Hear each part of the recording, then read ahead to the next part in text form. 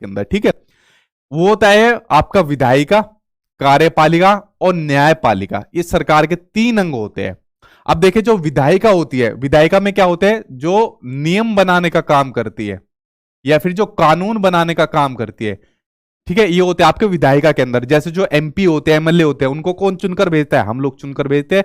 तो नियम कानून बनाने का काम ये इसके अंदर करते हैं। दूसरा होता है कार्यपालिका, जो नियम कानून को लागू कराने का काम करते हैं। ऐसे लोगों का समूह होता है जो इनको लागू कराने का काम करता है। कौन लागू कराता है इनको, नियम कानून को राष्ट्रपति लागू कराता है, ठीक है। राष्ट्रपति के अलावा आपके राज्यपाल भी आपके लागू कराते हैं। राज्यपाल के अलावा आपका मुख्यमंत्री लागू कराता है। मुख्यमंत्री के अलावा और कौन कौन हो जाएंगे बताओ जल्दी से कमेंट बॉक्स में। सचिव हो जाएंगे, सचिव के अलावा अधिकारी हो जाएंगे। तो ये सभी लोग क्या होते हैं, मतलब और भी जितने हैं, ये सभी आपके इन नियम कानून को लागू कराते हैं।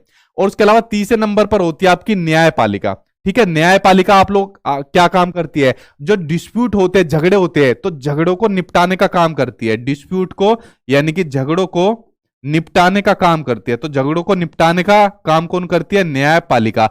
और उसके अलावा हिंसा को कम करने का भी काम कौन करती है, अपराध को कम करने का काम कौन करती है, न्यायपालिका करती है। जैसे हाई कोर्ट हो गया, सुप्रीम कोर्ट हो गया, फिर हमारे डिस्ट्रिक्ट कोर्ट हो गए, ये हमारे न्यायपालिका के अंतर्गत आते हैं, ठीक है।